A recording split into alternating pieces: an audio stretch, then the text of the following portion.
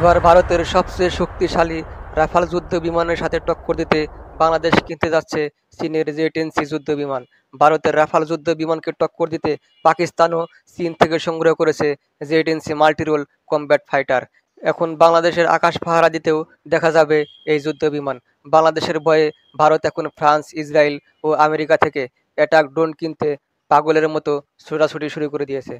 জেট-10সি fighter জেটটি একটি single ইঞ্জিনের multi-role যুদ্ধবিমান। বিমান বাহিনীর প্রধান বলেছেন, আঞ্চলিক ও বাইরের শত্রুকে প্রতিহত করতে নতুন রূপে সাজতে যাচ্ছে বাংলাদেশ বিমান বাহিনী। বিশ্বের যে কোনো দেশের সাথে যুদ্ধ করতে সর্বদা প্রস্তুত রয়েছে বাংলাদেশ বিমান বাহিনী। বিমান বাহিনীকে আরও শক্তিশালী করতে নিত্য নতুন ফাইটার জেট যোগ হচ্ছে বাংলাদেশ বিমান বাহিনীর বহরে। ডক্টর ইউনূস চট্টগ্রাম ও লালমনিরহাটে পুনরায় বিমান ঘাঁটি চালু করার পরিকল্পনা গ্রহণ করেছেন, আর এজন্যই বাংলাদেশের প্রয়োজন অনেক যুদ্ধ বিমান। ইতিপূর্বে পাকিস্তানে 40টি জেএফ-17 থান্ডার ব্লক 3 ফাইটার জেটের অর্ডার দিয়েছে। এখন চীন থেকে 16টি জেট-10সি যুদ্ধ বিমানের অর্ডার দিয়েছে বাংলাদেশ সরকার।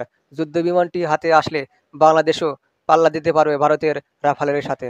আঞ্চলিক ও প্রতিবেশী দেশগুলোর থেকে আকাশ প্রতিরক্ষায় পিছিয়ে রয়েছে বাংলাদেশ। তবে চীন, রাশিয়া ও যুক্তরাষ্ট্রের পুরনো প্রযুক্তির কিছু যুদ্ধ বিমান রয়েছে, কিন্তু সাম্প্রতিক সময়ে ওই পুরনো প্রযুক্তির যুদ্ধ বিমান যথেষ্ট নয়। এজন্য নতুন বিমান ঘাঁটিতে নতুন নতুন অত্যাধুনিক ও চতুর্থ প্রজন্মের যুদ্ধ বিমান সংগ্রহ করছে বাংলাদেশ সরকার।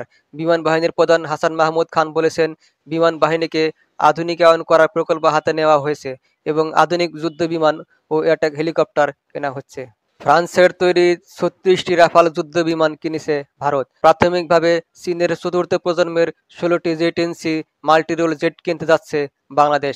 এটি এয়ার টু এয়ার এবং এয়ার টু আন্ডারগ্রাউন্ড এর মতো বহুমুখী কাজে সফলতার সাথে ব্যবহার করা যায়। বিমানটিতে রয়েছে অ্যাডভান্স আকাশ প্রযুক্তি এবং উন্নত রাডার সিস্টেম। যুদ্ধের সময় যে কোনো অস্ত্র এবং বিস্ফোরক বহন করতে সক্ষম জেট-10সি ফাইটার জেট। চীনের 16টি জেট-10সি ফাইটার জেট কিনলে ভারতের 36টি রাফালকে গোনায় ধরবে না বাংলাদেশ। রাফালের 15.27 মিটারের তুলনায় জেট-10সি 16 মিটার বেশি লম্বা। রাফালের ওজন 10,000 কেজি, আর জেট-10সির ওজন 8,500 কেজি। জেট-10সির ওজন কম হওয়ার কারণে রাফালের থেকে বেশি গতিতে উঠতে পারে। ভারতের রাফাল প্রতি ঘন্টায় 1912 কিলোমিটার চলতে পারে, আর জেট-10সির প্রতি ঘন্টায় উঠতে পারে প্রায় 2,500 কিলোমিটার।